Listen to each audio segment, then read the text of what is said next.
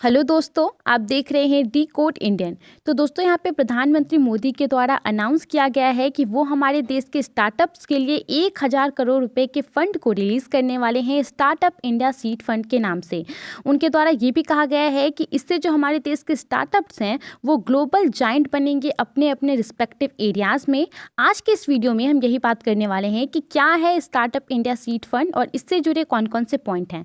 सबसे पहले तो दोस्तों 1000 करोड़ रुपए का जो ये पूरा फंड होगा स्टार्टअप इंडिया सीड फंड के नाम से, वो खास करके सिर्फ जो स्टार्टअप्स हैं उनकी मदद के लिए लाया जाएगा। दोस्तों ये किस तरह से मदद करेगा, तो ये किसी भी स्टार्टअप को इनिशियल कैपिटल देगा, इस फंड के थ्रू उनको प्रोवाइड किया जाएगा दोस्तों, जिससे कि उन्होंने जो आइडियाज़ सोचे हैं उनके ग्रोथ में और उससे जुड़े ऑपरेशंस में उनको मदद मिल सके। उसके अलावा दोस्तों यहाँ पे सरकार जो है उनको एक तरह से डेट कैपिटल प्रोवाइड करेगी, उसकी गारंटी लेगी कि मतलब यहाँ पे सरकार गारंटी ले रही है कि उन्हें डेट कैपिटल प्रोवाइड करेगी। आप डेट कैपिटल से समझ सकते हैं कि सरकार स्टार्टअप को पैसा देगी तो स्टार्टअप्स जितने भी होंगे उनको, लेकिन अगर उनका आइडियाज़ बिजनेस काम कर जाता है तो उन्हें ये पैसा जो है वो लौटाना पड़ेगा। दोस्तों यहाँ पे सरकार स्टार्टअप इंडिया सीड फंड के थ्रू एक ऐसा स्टार्टअप इकोसिस्टम को बिल्ड करने की कोशिश कर रही है जहाँ पे इस मंत्र के थ्रू पूरा काम हो कि of the youth, by the youth, for the youth, यानी कि युवाओं के द्वारा और युवाओं के लिए, इस मंत्र के थ्रू जो है इंडिया का स्टार्टअप सिस्टम जो है वो चले। दोस्तों अब प्रधानमंत्री मोदी ये जो द न्यू सीड फंड है उसको कब उन्होंने अनाउंस किया, तो वो एक कार्यक्रम को एड्रेस कर रहे थे जिसका नाम है प्रारंभ स्टार्टअप इंडिया इंटरनेशनल समिट।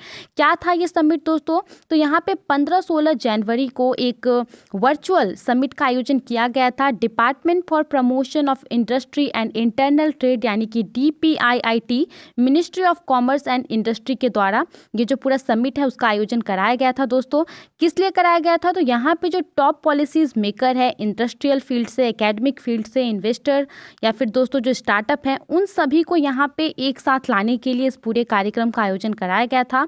और प्रधानमंत्री मोदी ने इस कार्यक्रम को 16 जनवरी को, 2 दिनों का कार्यक्रम था ये, तो 16 जनवरी को उन्होंने इस कार्यक्रम को एड्रेस किया था और तब दोस्तों उन्होंने स्टार्टअप इंडिया सीड फंड के बारे में कहा था।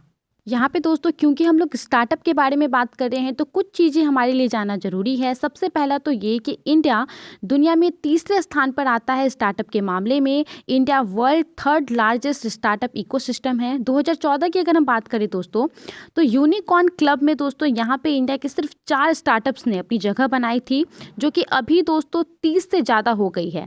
यूनिकॉर्न क्लब दोस्तों एक ऐसा क्लब है जहाँ पे दुनिया भर के स्टार्टअप्स के नाम को, उनके कंपनी को तब रिकॉर्ड किया जाता है जब उनकी कंपनी के वैल्यू जो है, उन्होंने कुछ स्टार्ट किया है और उसकी वैल्यू जो है दोस्तों $1 बिलियन तक पहुंच जाती है।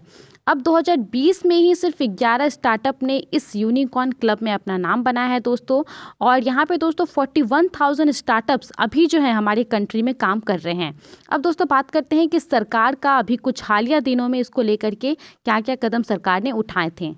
यहाँ पे दोस्तों अभी जो ये स्टार्टअप इंडिया सीड फंड है वो अपनी तरह का एक सिमिलर दूसरा स्टेप है दोस्तों। इससे पहले the ministry of electronics and information technology ने लास्ट ईयर ही यहाँ पे एक सिमिलर फंड को दोस्तों लाया था, जिसके अंतर्गत जो है स्टार्टअप्स को आइडेंटिफाई किया जाना था और उन्हें फाइनेंशियल हेल्प प्रोवाइड करना था। अगस्त के महीने में इसे लाया गया था दोस्तों। इसके अंतर्गत 300 स्टार्टअप्स को आइडेंटिफाई करना था और उन्हें दोस्तों सीड फंड के तौर पर तकरीबन 25 लाख रुपए दोस्तों उनको प्रोवाइड कराना था। उसके अलावा दोस्तों यहाँ पे एक बजट भी फिक्स किया गया है 95.03 करोड़ का, जिसके अंतर्गत दोस्तों जिसका नाम रखा गया है चुनौती, और इसमें भी दोस्तों 3 सालों तक इसको चलाया जाएगा, जिसमें कि जो स्टार्टअप्स हैं उनको हेल्प किया जाएगा। आज के इस वीडियो में स्टार्टअप इंडिया सीड फंड और इससे जुड़े पॉइंट के बारे में इतना ही था। आई होप आपको ये अच्छा लगा होगा। अपना समय देने के लिए बहुत बहुत धन्यवाद। आप इंडिया में स्टार्टअप के बारे में क्या सोचते हैं हमें कमेंट करके ज़रूर बताइए।